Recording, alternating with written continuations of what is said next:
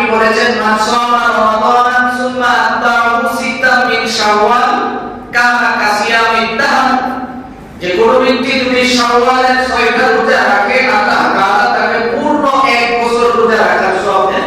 সুবহানাল্লাহ। আমি তো নবী শাওয়ালের 6টা রোজা রাখছি, শুধু রোজা রাখছি না, আপনার সাথে আমি ইফতার করছি। তাইলে আপনি বলেন যে আমাকে আল্লাহ তাআলা 1 বছরের সওয়াব দিয়েছে কিনা, আমি 1 বছর রোজা রাখছি কিনা? নবীজি বলেন আলহামদুলিল্লাহিল্লাযী রাফা'a শাআইরাল ইসলাম ফি কুল্লি মাকানিন ওয়া জামান ওয়াসসালাতু ওয়াসসালামু আলা আশরাফিল আমবিয়া'i মুহাম্মাদ وعلى آله وصحبه ما دامت المنوال ونشهد أن لا إله إلا الله وحده لا شريك له ونشهد أن سيدنا وسندنا وحبيب ربنا ومحبوبنا ومعشوقنا ومولانا محمدا عبده ورسوله صلى الله تعالى عليه وعلى آله وأصحابه وبارك وسلم تسليما كثيرا. أما بعد فأعوذ بالله من الشيطان الرجيم. بسم الله الرحمن الرحيم. قل هو الله أحد الله الصمد لم يلد ولم يولد ولم يكن له كفوا أحد. صدق الله مولانا العظيم وصدق رسوله النبي الأمي الكريم ونحن على ذلك من الشاهدين والشاكرين والحمد لله رب العالمين. اللهم صل على محمد وعلى آل محمد كما صليت على إبراهيم وعلى آل إبراهيم إنك حميد مجيد. اللهم بارك على محمد وعلى آل محمد كما باركت على إبراهيم وعلى آل إبراهيم إنك حميد مجيد. بلغ العلا بكماله كشف الدجى بجماله حسنت جميع خصاله صلوا عليه وآله. بلغ العلا بكماله كشف الدجى بجماله حسنت جميع خصاله صلوا عليه وآله. لا إله إلا الله الحليم الكريم. سبحان الله وبحمده سبحان الله العظيم.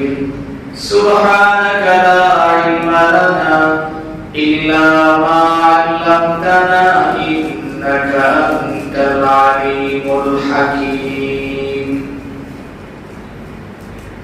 نهاية هذا الاحترام উপস্থিত দেশ জাতির কর্ণধার হযরত উলামায়ে কেরাম অঞ্চল থেকে আগত ইসলাম প্রিয় মুসলিম ভাইরা, মহান রব্বে কারীমের দরবারে অসংখ্য অগণিত শুকর আদায় করছি, যিনি অত্যন্ত দয়া করে মেহেরবানি করে আমাদেরকে পবিত্র জুমার দিনে জুমার নামাজ আদায় করার তৌফিক দিয়েছেন। এই জন্য আমরা শুকরিয়া করছি আলহামদুলিল্লাহ। আলহামদুলিল্লাহ। মোহতারাম ভাই, আমি আপনাদের সামনে অত্যন্ত সুপরিচিত একটি সূরা সূরা ইখলাস তিলাওয়াত করেছি। আল্লাহ তাআলা যেন তিলাওয়াতকৃত আয়াত এবং হাদিসের আলোকে আমাকে ইখলাসের সহিত কথা বলার এবং আপনাদের সকলকে আমল করার নিয়তে শোনার তৌফিক দান করুক। সকলে বলুন আমিন। আমিন। আমার ভাই যে সূরাটা তিলাওয়াত করেছি, এই সূরার নাম হলো সূরা ইখলাস। আমরা ইখলাস শব্দের অর্থ কিন্তু ভালো করে সবাই জানি না? অধিকাংশ মানুষই জানি। খালিস এটাও একটা আরবি শব্দ। এই সূরাটা তিলাওয়াত করার কিছু কারণ আছে। আল্লাহর নবী, বিশ্ব নবী রহমতুল লিল আলামিন সরকারে দু জাহান মুহাম্মদ আরবি সাল্লাল্লাহু আলাইহি ওয়াসাল্লাম বলেন, কোন ব্যক্তি যদি সূরা ইখলাস একবার শুদ্ধ করে তিলাওয়াত করে, আল্লাহ তাআলা তাকে কোরআন শরীফের 10 বার তিলাওয়াতের সওয়াব দেন। সুবহানাল্লাহ। অর্থাৎ 1/3 কোরআন শরীফ পড়ার সওয়াব আল্লাহ তাআলা দান করেন। তাহলে এটা কত দামি একটা সূরা! আর এত দামি হওয়ার কারণটা কি? মুফাসসিরিনে কেরাম লিখেছেন, শুধুমাত্র এই সূরাটার ভিতরে আল্লাহ তাআলা একত্ববাদের স্বীকারোক্তি দিয়েছেন। সুবহানাল্লাহ। আল্লাহ তার নিজের পরিচয় তুলে ধরেছেন। এক পুত্র থেকে নবীজির কাছে আসছিল যে হুজুর আমাদেরকে একজন ইমাম দেন,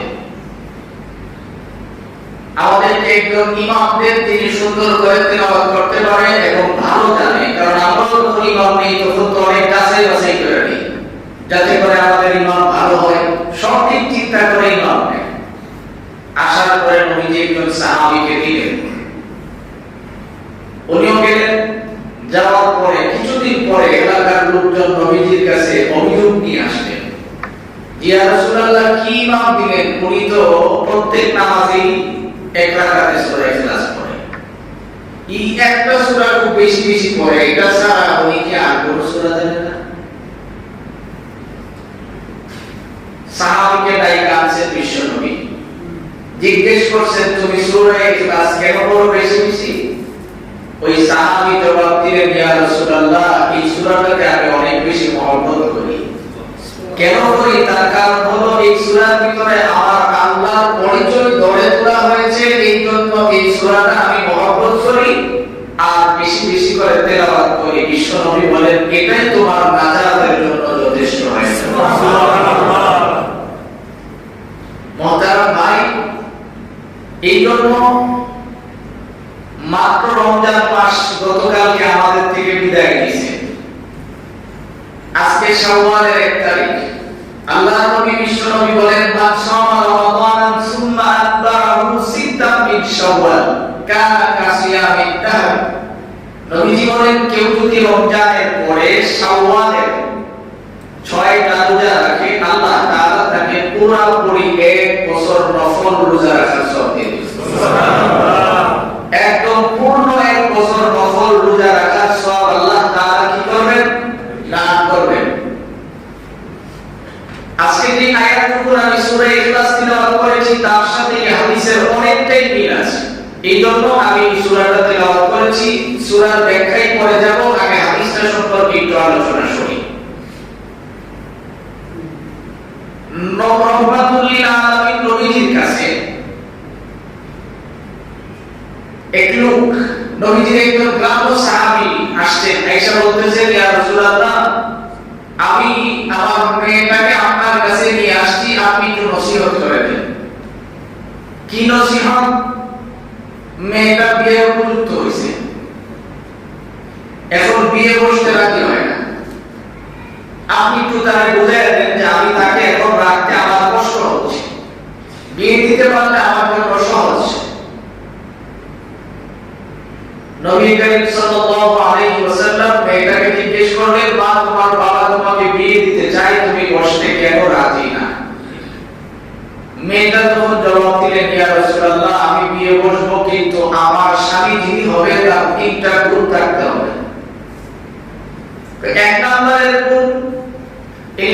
মাস রোজা রাখতে হবে।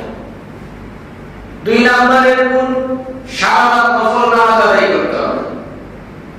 3 নম্বরের গুণ হলো প্রতিদিন ঘুমানোর আগে এক খতম কোরআন তিলাওয়াত করতে হবে। নবীজির সামনে হযরত ওমর, আবু বকর, ওসমান, আলীর মতো সাহাবী বসা ছিল, সবাই আয়েশা দিয়েছে, ইয়া রাসূলুল্লাহ এটা কি কইব, তো বিয়ে বসতে রাজি নাই, করবে এই শর্ত দিছে, এই শর্তের মানুষ তো খুঁজে পাওয়া যায় না। পিছন থেকে একজন ব্রাহ্মণ সাহাবী দাঁড়াইছে, দাঁড়ায় বলছেন, নবী আমার মধ্যে 3টা ঘড়ি আছে, আপনি দয়া করে আমার সাথে বিয়ে করায় দেন। বিয়ে করে নিয়ে গেছে বাড়িতে। নিয়ে যাওয়ার পরে এখন স্ত্রী তো চিন্তা করছে আমার স্বামী সারা রাত নামাজ পড়বো, দেখে যায় না পেয়ে না ফজর পর্যন্ত ঘুমাইছে, নামাজ পড়া নাই সারা ফজর পর্যন্ত ঘুমাইছে। ফজরের সময় ওইটা এসে মসজিদে যে জামাতে নামাজ আদায় করছে। এখন দেখে নামাজ পড়ে দেয়, খাওয়া শুরু করছে, তার মানে সে উঠেও রাখে না। তার 2 নম্বরের শর্ত ভঙ্গ হয়েছে। সন্ধ্যার সময় দেখে ঈশান নামাজ পড়ে এসে একদম আরামসে ঘুমায় গেছে, কোরআন শরীফ পড়ার সাথে তার সম্পর্ক নেই। এখন ঘুমাইতে যায়, স্ত্রী বলতেছে যে তুমি বিছানায় থাকো, আমি আর তোমার সাথে থাকবো না, তোমার সাথে আমার ফয়সালা হবে, তুমি আমার সাথে চিট করছো, ফয়সালা হবে নবীর দরবারে। পরের দিন বিশ্ব নবী রাহমাতুল্লিল আলামিনের দরবারে যায় মহিলা অভিযোগ করে, ইয়া রাসূলুল্লাহ আপনি কি দিলেন? আমি যে শর্ত চাইছি শর্তের মধ্যে কোনটাই তো তার কাছে নেই, কিন্তু আমি তো তার সাথে আমার বিয়ে পড়াই আছে। নবীজি বলেন তার গায়িকা। এমন সময় বিশ্ব নবী দেখে ওই সাহাবীও হাজির, মসজিদে জিজ্ঞেস করতেছে, এই মহিলা তুমি একটা একটা করে তোমার অভিযোগ বলো। আমার 1 নম্বরের শর্ত ছিল সে যেন 12 মাস রোজা রাখে। সাহাবী আবার মুসকে হেসে দিয়ে বলেন, ইয়া রাসূলুল্লাহ ধৈর্য কত, মহিলাদের ধৈর্য অনেকটাই কম থাকে। দ্বিতীয় প্রশ্নের জবাব দেওয়ার আগে আপনি 2 নম্বর প্রশ্নের জবাব দেন, আপনি তো রোজার সওয়াব নিলেন, ঠিক আছে, কিন্তু সারা রাত তো নফল নামাজ আদায় করেন নাই। সাহাবী বলতেছেন, আমি আপনার জবাব থেকে আমি শুনছি আপনি বলেছেন কোন ব্যক্তি যদি ইশারের নামাজ জামাতে আদায় করে বাসায় গিয়ে ঘুমায় যায়, আল্লাহ তাআলা তাকে অর্ধ রাত নফল নামাজ আদায় করার সওয়াব দিয়ে দেন। সুবহানাল্লাহ। নবী আপনি বলেন আমি আপনার পিছনে ইশারের নামাজ আদায় করছি কিনা, কহা করছি, তাইলে অর্ধেক রাতের সওয়াব পাইছি, কহা পাইছি। মহিলা আবার বলতেছেন বাকি অর্ধেক রাত গেল কই? সাহাবী বলতেছে একটু ধৈর্য ধর, আমি জবাব দিচ্ছি। নবী আপনার জবাব থেকে শুনছি কোন ব্যক্তি যদি ফজরের নামাজ বা জামাত আদায় করে, রব্বে কারীম তাকে বাকি অর্ধ রাত নফল নামাজের সওয়াব দেন। অর্থাৎ ঈশা এবং ফজর যদি বা জামাত কেউ আদায় করে, আল্লাহ তাআলা তাকে পুরো রাত নফল নামাজ আদায় করার সওয়াব দিয়ে দেন। সুবহানাল্লাহ। এবার মহিলা বলতেছে, তাইলে কোরআন শরীফ তো আপনি পড়েন নাই, আপনাকে প্রথম প্রতিদিন পড়ার কথা ছিল। সাহাবী যখন বলতেছে, ইয়া রাসূলুল্লাহ আমি আপনার জবাব থেকে শুনছি কোন ব্যক্তি যদি শুদ্ধ করে একবার সূরা ইখলাস তিলাওয়াত করে, আল্লাহ তাআলা তাকে 10 পারা কোরআন তিলাওয়াতের সওয়াব দিয়ে দেন।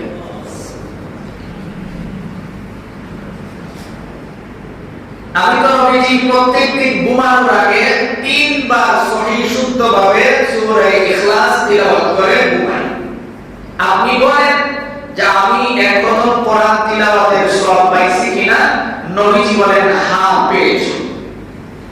এবার তার স্ত্রী বলেন, আমি তো এখন লোকেরই আমার প্রয়োজন, যে লোক কাজ করবে তো পারিশ্রমিক নেবে অনেক বেশি। এই জন্য আল্লাহর নবী বলেন যে শাওয়াল মাস যখন উম্মত তোমাদের সামনে হাজির হয়ে যায়, তোমরাও শাওয়ালের 6টা রোজার গুরুত্বকে রাখতে চেষ্টা করো। যদি রাখতে পারো তোমার ফায়দা হবে কি? পারিশ্রমিক কম, পারিশ্রমিক বেশি, পরিশ্রম কম। এই জন্য শাওয়ালের 6টা রোজা আমরা রাখবো ইনশাআল্লাহ, নিজেরা রাখবো এবং আমাদের সন্তানদেরকেও রাখাবো, আমাদের স্ত্রীদেরকেও রাখাবো। এখানে কিছু মাসআলা আছে বোঝার বিষয়, যে শাওয়ালের 6টা রোজা রাখতে গিয়ে আপনি কিভাবে রাখবেন? আপনি কি ধারাবাহিক একসাথে রাখবেন নাকি ভাঙা ভাঙা রাখবেন? এই ব্যাপারে তাফসীরের কিতাবের মধ্যে স্পষ্ট ব্যাখ্যা আছে, আপনি যেভাবে খুশি রাখবেন শাওয়াল মাসের ভিতরে রাখবেন। আপনি যেভাবে খুশি এভাবেই রাখবেন, শাওয়াল মাসের ভিতরে রাখলেই চলে। হ্যাঁ, মহিলাদের ব্যাপারে প্রশ্ন হলো অসুস্থতার কারণে যে রোজাগুলি ভেঙে ফেলে এই রোজাগুলি আগে রাখবে, তারপরে শাওয়ালের রোজা রাখবে। মাসআলাটা বুঝাইতে পারছি? যে মহিলাদের ব্যাপারে যে রোজাগুলি অসুস্থতার কারণে ভেঙে ফেলে এইগুলি আগে, তারপরে শাওয়ালের রোজা রাখবে। এখন প্রশ্ন হলো যে ওই রোজা রাখতে রাখতে যদি তার শাওয়াল মাস চলে যায়, নরমালি অসুস্থতার কারণে কয়েকটা বাঁধলো, বাচ্চা মুখবান করে এই জন্য কয়েকটা বাঁধলো, এরকম করে করে যদি ভাঙতি রোজা রাখতে রাখতে তার শাওয়াল মাস চলে যায়, তখন সে করবে কি? মুফাসসিরিন কিরাম লিখেন, তখন যদি সে ধারাবাহিকতা রক্ষা করে আল্লাহ তাআলা তাকে পূর্ণ শাওয়ালের 6 রোজার সওয়াব দিয়ে দিবেন। সুবহানাল্লাহ। তাহলে আল্লাহ তাআলা কত সহজ করে দিয়েছেন। এর চেয়ে সহজ আর কি চান আপনি বলেন? আল্লাহ তাআলা কত দয়া করেছেন, কত সহজ করে দিয়েছেন। এই জন্য এই শাওয়ালের 6টা রোজা অত্যন্ত গুরুত্বপূর্ণ এবং ফজিলতপূর্ণ। আমাদের কারোর কাছ থেকে যেন শাওয়ালের এই 6টা রোজা ছুঁইয়া না যায়। আদায় করার জন্য সহজ পদ্ধতি হলো যে আগামীকাল থেকে শুরু করে দেওয়া। আপনি যদি ভাগা শুরু করেন না, ওই সময় অতিবাহিত করতে করতে দেখবেন কোন সময় চলে গেছে আপনি নিজেও বলতে পারবেন না। এই জন্য বিলম্ব না করে আগামীকাল থেকে শুরু করে দেওয়া, যাতে করে শাওয়ালের 6টা রোজা আমাদের কাছ থেকে ছুটে না যায়। এবার আসুন আমার ভাই, আমি যে সূরাটা তিলাওয়াত করেছি, আমরা এই সূরা সম্পর্কে কয়েকটা কথা বোঝার চেষ্টা করি যে আল্লাহ তাআলা এই সূরার এত ফজিলত কেন দিয়েছেন। ফজিলত হওয়ার কারণ এককভাবে শুধু এই সূরাটার ভিতরে আল্লাহর বরত্বই আল্লাহ তাআলা প্রকাশ করেছেন, আল্লাহর পরিচয় ধরে তুলেছেন যে কুল হুয়াল্লাহু আহাদ। নবী আপনি বলুন যে আল্লাহ একক, তার কোনো অদ্বিতীয় কেউ নেই, দ্বিতীয় কোনো শব্দই নেই আল্লাহর সাথে। কারণ এই কায়নাত রব্বে কারীম সৃষ্টি করেছেন, গোটা পৃথিবীর চিকিৎসা বিজ্ঞান অনেক কিছু উন্নত করে ফেলেছে, তারা অনেক কিছু করতে পারে, কিন্তু রূহ বানানোর মতো কোনো কিছু তাদের এখনো তৈরি করা সম্ভব হয় নাই। কিয়ামত পর্যন্ত তারা পারবেও না। আপনার হাত গেলে আঙ্গুল বানিয়ে দিতে পারে, কৃত্রিম আঙ্গুল বানিয়ে দিব, পা গেলে কৃত্রিম বানিয়ে দিব, দাঁত গেলে স্বর্ণ দিয়ে দাঁত বানিয়ে দিতে পারে, চোখ গেলে যদিও চোখের পাওয়া দিতে পারে না, কিন্তু পাথর দিয়ে চোখ লাগিয়ে দিব, দেখলে মনে বোঝে এটা আর উন্নত চোখ দেখা। কিন্তু রূহ এমন একটা জিনিস, এটা পৃথিবীর কেউ বানাইতে পারবে না। যেদিন বন্ধ হয়ে যাবে ওই দিন সমস্ত অঙ্গ কি হয়ে যাবে? বিকল হয়ে যাবে। আপনার হাত সুস্থ আছে কিন্তু হাত সেদিন চলবে না, জবান সুস্থ আছে কিন্তু জবান দিয়ে আওয়াজ বের হবে না, নাক সুস্থ আছে বাতাস নিবেও না, বের করতেও পারবেন না, পাগুলি সুস্থ আছে চলতেও পারবে না, সব শেষ। আল্লাহ তাআলা বলেন ইয়াসআলুনাকা আনির রূহ কুলির রূহু মিন আমরি রাব্বি ওয়া মা উতিতুম মিনাল ইলমি ইল্লা ক্বালিলা। আল্লাহ তাআলা বলেন, নবী আমার, আপনি পৃথিবীর মানুষদেরকে বলে দেন রূহ এমন একটা জিনিস, গোটা পৃথিবীর মানুষগুলি আমি নিজ হাতে বানাইছি না।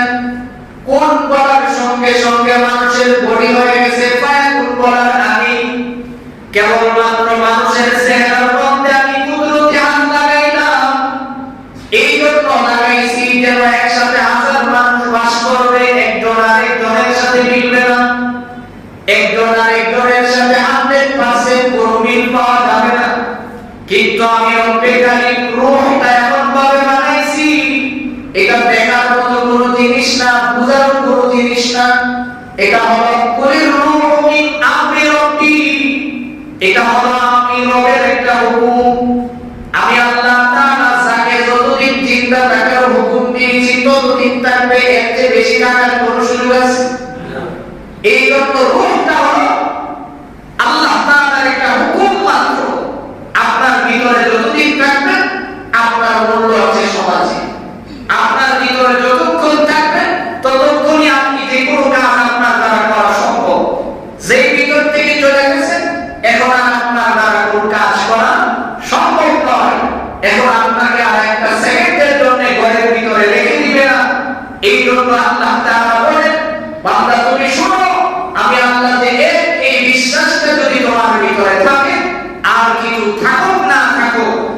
বিশ্বাসের কারণে আমি আল্লাহ তাআলা তোমাকে একটা নয় দুইটা নয় গোটা পৃথিবীর 10টা পৃথিবীর সমান একটা জান্নাত উপহার দিয়ে দেব।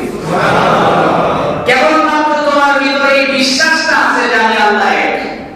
আর কিছু থাকুক না থাকুক এই বিশ্বাসটা তো তোমার ভিতরে থাকতে হবে। এই জন্য পৃথিবীর জমিনে একটা কথা ভালো করে মনে রাখতে হবে যে এই বিশ্বাসটার মধ্যে যেন কোনো প্রকার আঘাত না হয়, আমাকে সতর্ক থাকতে হবে। যদি আপনি এই কথা মনে করেন যে করোনা আমার মেরে ফেলাইব, এই বিশ্বাস করলে ঈমান থাকবে? এই বিশ্বাস কি করে রাখা যাবে না। করোনা তো মাত্র রবের হুকুম, এটা যদি আল্লাহ তাআলার হুকুম করে থাকে আমারে ধরবে, হুকুম না করলে আমাকে ধরবে না। আমার মরা যদি এটা একটা মাধ্যম হয়ে থাকে তাইলে হতে পারে। কারণ ইতিহাস আপনারা জানেন, আজরাইল মানুষকে আগে আইসা সরাসরি নিয়ে গেছে। লোকজন গালিগালাজ করে আজরাইল আর মানুষ হয়েছে না, আমার বাড়িতে এগুলো অন্তত হযরতে সুলাইমান আলাইহিস সালামের জমানা থেকে আল্লাহ তাআলা তার স্পেশাল সিস্টেম চেঞ্জ করে দিয়েছে যে তুমি রূহ নিয়ে আইবা কিন্তু তোমারে বুঝতে দিবে না। মানুষ বলবে না যে তুমি নিছো, মানুষ বলবে হার্ট অ্যাটাক করছে, মানুষ বলবে তার করোনা হচ্ছে, মানুষ বলবে সে 10 দিন অসুস্থ ছিল বিছানায় পড়ে মারা গেছে, মানুষ বলবে রোড অ্যাক্সিডেন্টে বসে। এই কথা বলবে না যে আজরাইল হয়ে গেছে। তোমার নামই মানুষ নিত না, আমি সিস্টেমটা ঘুরে দিতেছি। আজরাইল আল্লাহর কাছে আবেদন করছে, আল্লাহ অনেক লোকে অনেক কাজ দিছো, কেউ কেউ গালি দেয় না, কিন্তু আমার যেই কাজ দিছো সবাই তো গালি আমারে গালি দেব যে হ্যাঁ আর মানুষ পাইছিল না, আমার মুখটা হয়ে গেল না। আল্লাহ তাআলা বলেন আমি সিস্টেম ঘুরে দিছি, এমন কাম করিব জিন্দেগিতে তোমার কথা কেউ স্মরণই করবে না। কে সেই কথা বলবি না, বলবে ওই জুলবুকুর গেছিল ওখানে বিষাক্ত হয়ে মারা গেছে, গাড়ি তো ছিল হোন্ডা অ্যাক্সিডেন্ট করে মারা গেছে, করোনা ছিল মারা গেছে, কিন্তু তোমার নাম কোনোদিন মানুষ বলবে না। এই ধরনের মুহতারাম ভাই, আল্লাহ তাআলা বলেন বান্দা তুমি শুনো, তোমার আর কিছু থাকুক না থাকুক আমি আল্লাহ যে এক, এই বিশ্বাসটা তোমার ভিতরে রাখো। যদি তোমার ভিতরে এই বিশ্বাসটা তুমি পরিপূর্ণ করে ফেলতে পারো, তাহলে আর কিছু হোক না হোক তুমি দুনিয়া থেকে আসার পরে 10টা দুনিয়ার সমান একটা জান্নাত পাইবে। সুবহানাল্লাহ।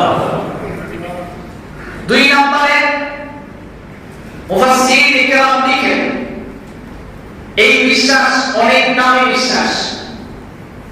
4 জন ইমাম, প্রসিদ্ধ ইমাম, ইমামদের ইতিহাস আমরা জানি। ইমাম আহমদ ইবনে হাম্বল রাহমাতুল্লাহ আলাইহি এক লোক জিজ্ঞেস করেছিল আল্লাহর উপরে আপনার আস্থা আছে কি?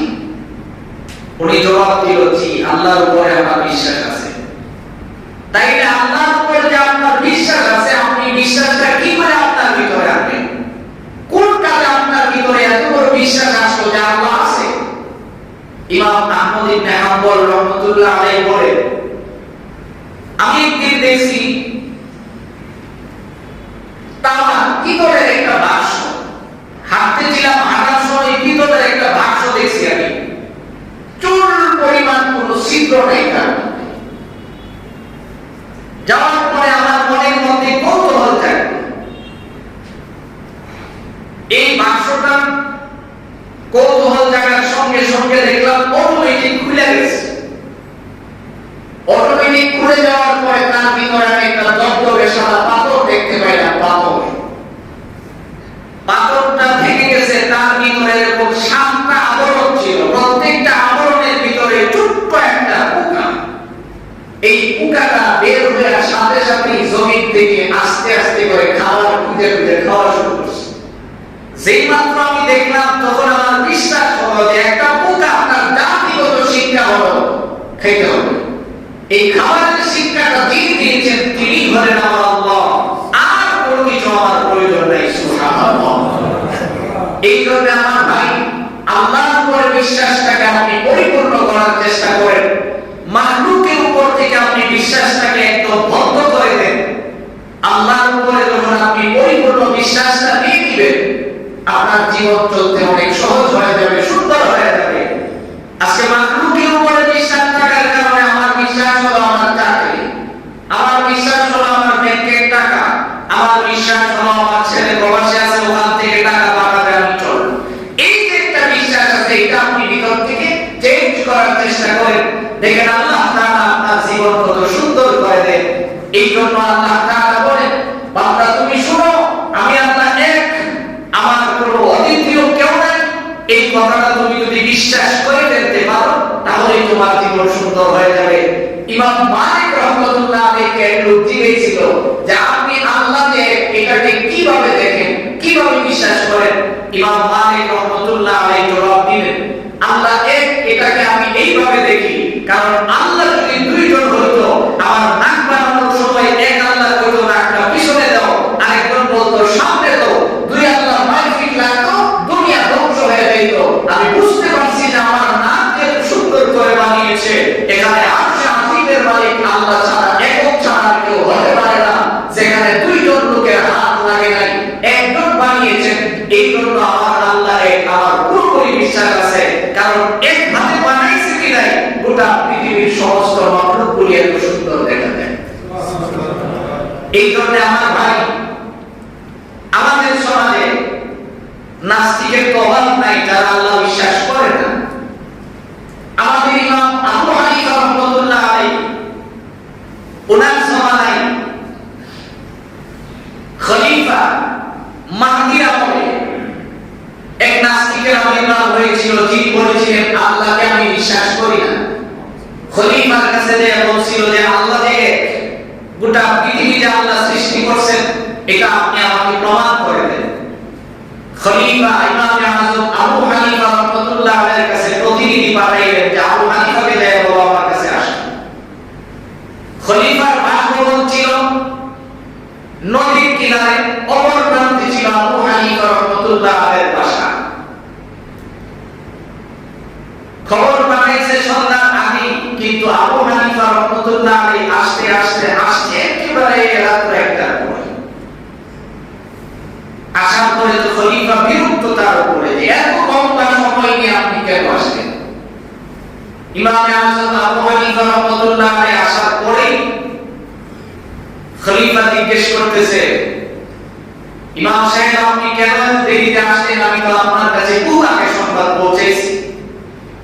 আবু হানিফা রাহমাতুল্লাহ আলাইহি মুস্কি হেসে দিয়ে জবাব দিলেন, খলিফা আপনি ভালো করে শুনে রাখেন, আমি আসার সময় অলৌকিক একটা ঘটনা দেখলাম। কি অলৌকিক ঘটনা দেখলেন? তবে আসার সময় হঠাৎ করে দেখছি আমি যে নদীটা পার হয়ে আসবো, এই নদীর নিচ থেকে একটা গাছ বের হয়েছে। গাছ বের হওয়ার পরে বিশাল আকারের একটা গাছ হয়ে গেল। আমার অটোমেটিক এই গাছ কাটা হয়ে গেল। কাটার পর অটোমেটিক তক্তা বের হয়েছে। তক্তা বের হওয়ার পর অটোমেটিক নৌকা হলো, অটোমেটিক আলকাতরা লাগাইলো, তারপরে আবার আমি এটার উপর উঠলাম পারে। নাস্তিক লাফটি উঠে বলে, ইনি কি আপনাদের শ্রেষ্ঠ ইমাম? এত বড় পাগল, এরকম আজীব কথা বলতেছে, এগুলি হয় নাকি? আবু হানিফা রাহমাতুল্লাহ আলাইহি বলেন, আমি পাগল নয়, পাগল তো তুমি। কারণ পুরা পৃথিবীর একজন সৃষ্টিকর্তা যদি না থাকতো তাহলে এই পৃথিবী সৃষ্টি হইতো না। সাধারণ একটা নৌকা যদি না হতে পারে তাহলে এই এত বড় পৃথিবী কি করে সৃষ্টি হয়? আর তুমি বলতেছো তোমার সামনে আল্লাহর পরিচয় দেওয়ার জন্য। এই জন্য আল্লাহ তাআলা বলেন, নবী আপনি কোনো প্রশ্নে যাবেন না, আপনি শুধু এক কথাই বলেন যে আল্লাহ এক, তার দ্বিতীয় আর কিছু নেই। আল্লাহকে চিনার জন্য এর চেয়ে বেশি আর কোনো কিছুর প্রয়োজন নাই। একমাত্র আপনি আপনার বডিটার দিকে চিন্তা করলে আল্লাহকে চেনা সহজ। আল্লাহর উপরে বিশ্বাস পরিপূর্ণ করা আপনার সহজ।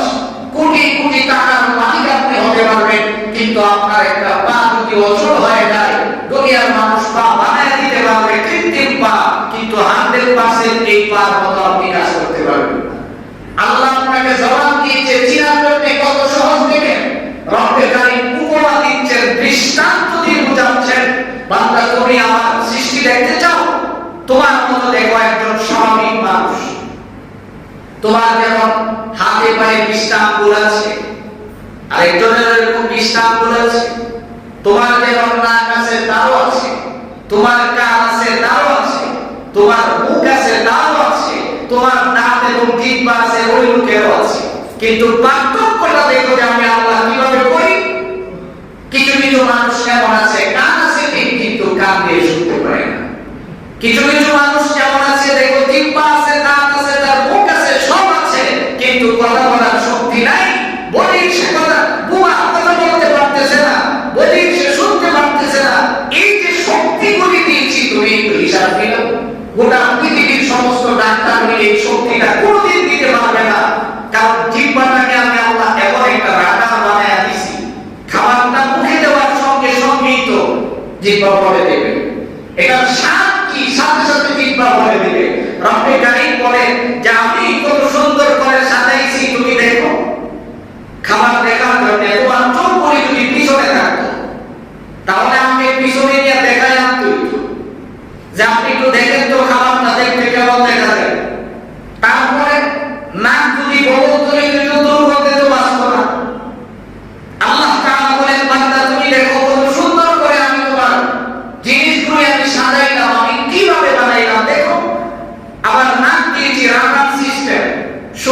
দুর্গন্ধ অটোমেটিক বলে দেয়, নাকের কাছে নেওয়ার সাথে সাথেই বলে দিবে এটা ভালো না মন্দ, তার গন্ধটা কেমন।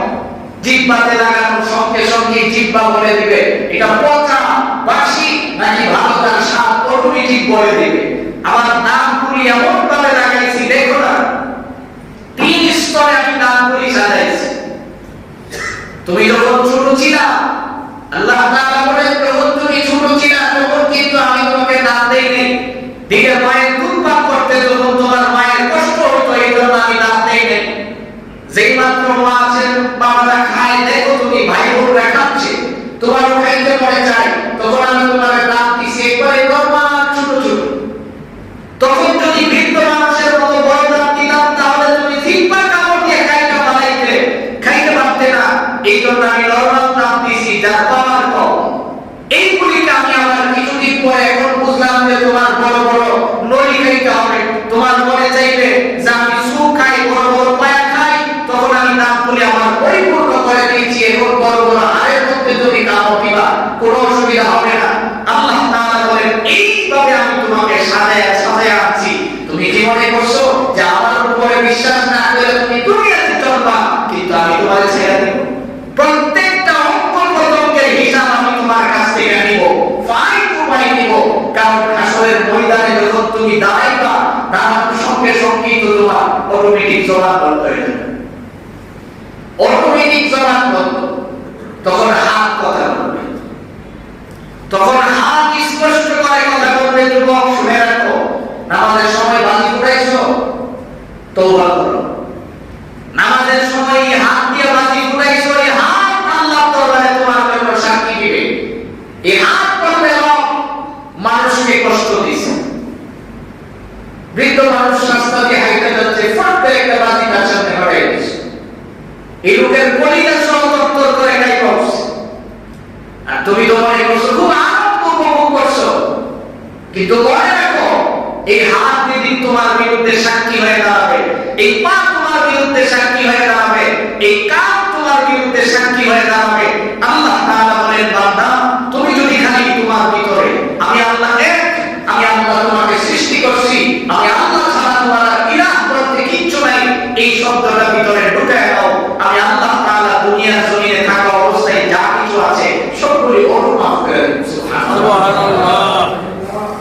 আল্লাহকে যদি তুমি বিশ্বাস না করো, নাফরমানি যদি করতে থাকো, হাদিসের মধ্যে আসছে জমিন বলতে থাকে আল্লাহ অনুমতি দাও। আর শেষ করে ফেলা আল্লাহ থেকে তুই কি করবি? ইদা সুলসিলাতিল আরদু জিলজালাহা, আমি জালজালা সৃষ্টি করে দেব, আমি খালি আমার পিঠটা একটা কাপ করে দেব, সবগুলি আমার ভিতরে ঢুকে যাবে। সাগর আল্লাহর কাছে দোয়া করতে থাকে আল্লাহ অনুমতি দাও, আমি শেষ করে ফেলাই। জিজ্ঞেস করে আল্লাহ তাআলা জিজ্ঞাসা যে তুমি কি করে শেষ করবা? আল্লাহ আমি যেইভাবে উপরে ফুইলা উঠবো, জমিনে যাব, তাদেরকে ভাষায় ভাষায় নিয়ে আসবো, থাকার মতো কোনো সুযোগ তাদের থাকবে না। আসমান আল্লাহর কাছে বলে যে আল্লাহ অনুমতি দাও, যারা নাফরমানি করে, তোমাকে বিশ্বাস করে না, এগুলি শেষ করে দেই। আল্লাহ তাআলা জিজ্ঞাসা কি করে করবো? আসমান বলে বৃষ্টি এমন পরিমাণে ফেলাও, পয়সা যাবে, থাকার মতো কোনো সুযোগ থাকবে না, বাড়িঘর ধ্বংস হয়ে যাবে।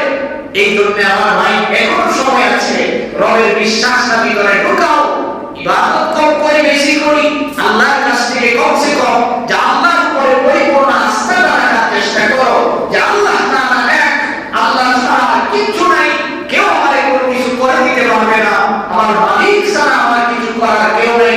এই বিশ্বাস যদি তোমার ভিতরে পরিপূর্ণ হয়ে যায়, এই বিশ্বাসটা যদি তোমার ভিতরে পরিপূর্ণ থাকে, আল্লাহর নবী বলেন যে একজন মানুষ যদি তার ভিতরে পরিপূর্ণ আল্লাহর বিশ্বাসটা সৃষ্টি করে নিতে পারে, ভিতরে ঢুকিয়ে নিতে পারে যে সৃষ্টিকর্তা একজন, ওনার হুকুমেই আমি চলতেছি। আল্লাহ তাআলা যে বলেন কুলির রূহু মিন আমরি রাব্বি, যে এই মানুষের ভিতরে রূহটা হলো আমার একটা হুকুম, আমি বলে দিছি বাস রূহ আছে, আমি বলছি যে ভেবে দেব, অটোমেটিক চলে যাবে। এই সময়টা পর্যন্ত যদি বান্দা আমার কথাগুলি মাইনা চলে, বান্দা যদি আমার বিশ্বাসটা তার ভিতরে পরিপূর্ণ রাখে, আমি আল্লাহ তাআলার প্রতি যদি তার বিশ্বাস পরিপূর্ণ থাকে যে সৃষ্টিকর্তা আল্লাহ, আল্লাহ ছাড়া পৃথিবীর জমিনে কেউ কোনো কিছু সৃষ্টি করে নাই, এই বিশ্বাস কোন দৃষ্টান্ত ছাড়া, কোন উপমা ছাড়া এক কথায় বিশ্বাস করে নিতে হবে। কারণ ওই যে প্রমাণ দেখাইছে সাইয়্যিদিনা আবু বকরের মতো, আবু বকর সিদ্দিক, হাদিসের কিতাবের মধ্যে আসছে সাইয়্যিদিনা আবু বকর সিদ্দিক, এটা দুনিয়ার শব্দ না, সিদ্দিক শব্দ জান্নাতের শব্দ, সিদ্দিক শব্দটা আসমানের শব্দ। কারণ আবু বকরকে যখন বিশ্বনবী বলেছিল, আবু বকর আমার কাছে তো কোরআন আসছে, আমার কাছে আমি রাতের বেলায় মেরাজে গিয়েছিলাম, এই দেখে আসছি। সাইয়্যিদিনা আবু বকর মুস্কি হেসে দিয়ে বলেছেন, ইয়া রাসূলুল্লাহ, আমি 100% বিশ্বাস করি আপনার মেরাজ আমাদের জন্য শিক্ষাজনক একটা সফর। সুবহানাল্লাহ। নবী জিজ্ঞেস আবু বকর, তুমি আমার কাছ থেকে জানতে চেয়েছিলে না? আমি কি করে দেখছি? আবু বকর বলেন, নবী আমি আপনার জিজ্ঞেস করতে হবে না, কারণ আপনাকে জিজ্ঞেস করার কোনো প্রয়োজনই মনে করি নাই। ওই পরিমাণে আপনার উপরে আমার বিশ্বাস আছে।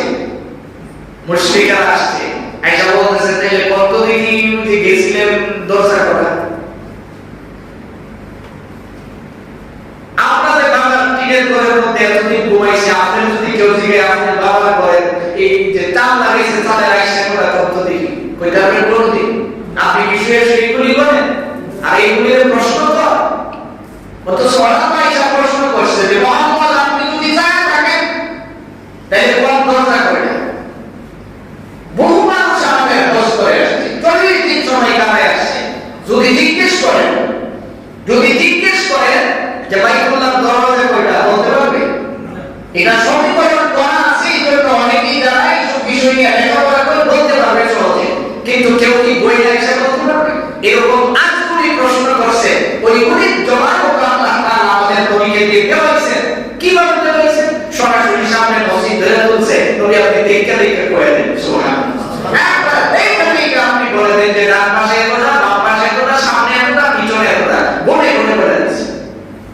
এই জন্য আমার ভাই, আমরা এই কথাটাই আজকে সার্বভৌমতা বুঝতে পারলাম যে আমাদের কোনো প্রশ্ন ছাড়া আমাদের রব আল্লাহ তাআলা আমাদের সবকিছু করেন, রব আমাদের হিফাজত করেন, এই বিশ্বাস আমাদের থাকতে হবে।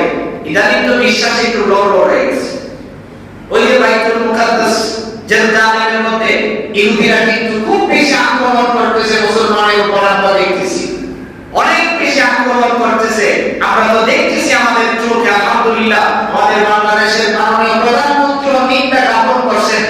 এটা তো অবশ্যই মুসলিম হিসাবে করার দায়িত্ব এই জন্য করছে, কিন্তু আমরাও যদি একটা সময় একটু বেশি দিন বাকি নয়, যদি আমরা এরকম গড়গড় হয়ে যায়, একদিন দুই দিন এমন একটা সময় আসবে ইহুদিদের চক্রান্ত কিন্তু আমাদের উপরও আছে, তাদের নজর কিন্তু আমাদের দিকেও আছে। কাজেই আপনি এখনো সময় আছে, আপনি সতর্ক হয়ে যান। কারণ আল্লাহর নবী স্পষ্ট করে বলেছেন, আল্লাহ তাআলা নবীকে শুনায়া দিয়েছেন যে নবী, দুই শ্রেণীর মানুষ আপনার উম্মতের সারা জীবনের দুশমন। দুই শ্রেণীর মানুষ কোনদিন আপনার আপন হতে পারে না। গায়রিল মাগদুবি আলাইহিম ওয়ালাদ-দাল্লিন। এই আয়াতের ব্যাখ্যায় সুন্দর করে লেখা আছে, এই দুই শ্রেণীর মানুষের মধ্যে এক শ্রেণী হলো ইহুদি, আর এক শ্রেণী হলো নাসারা। ইহুদি এবং নাসারা কোনদিন মুসলমানের আপন হয় না। ইহুদিরা যদি আপনার পিছনে কোটি কোটি টাকা ঢালবে, বুঝতে হবে যে এই টাকা ঢালার পিছনে মতলব আছে। আপনার পিছনে বিভিন্ন রাষ্ট্রের নামে, বিভিন্ন সংগঠনের নামে যদি আপনার কোনো খেদমত করতে আসে, বুঝতে হবে তাদের এখানে মতলব খারাপ আছে। ওই যে দেখেন না, বনি ইসরাইলের এক লোক নামাজে যাবে, ইবলিস তার কান্ত করে নামাজে রয়ে গেছে। সাথে তার দিকে যে লোককে তুই কান্ত করে নিয়ে গেল, তোর আমার কান্ত নামাজ থেকে মানুষকে তুলে রাখে। সঙ্গে সঙ্গে জবাব দিছে, তোর বয়স কত? আমার বয়স 3000 বছর। কামার বয়স কত জানোস? তোরা আমার বয়স 9000 বছর। কোথায় গেলে বলছে তো 3 গুণ বেশি আমার বয়স। আমি যখন কান্ত করে দিছি, নিশ্চয়ই কোনো কারণ আছে। তোদের কারণটা কি বলেন? ও কারণ হলো এই লোক যে হাইটা একটা মসজিদে যাবে, প্রত্যেক কদমে কদমে তো আল্লাহ তার গুনাহ মাফ করে দিবেন। তা আমি যে ওই কান্ত করে মসজিদে লয়ে গেছি, এর তো এই সব জাতিটা মাফ করে দিছি। কারণ নামাজে তো যাবেই না নিশ্চিত, কারণ এই লোক ধরে রাখা যাবে না। এখন চিন্তা করছি যে এরা না করে যে বুঝাইতো না, কান্ত করে নিয়ে দিলাই যাতে করে কিছু সওয়াব তার কম হয়। তো কাজে আপনার মনে রাখতে হবে, ইহুদি যদি আপনার কোনো সময় হেল্প করতে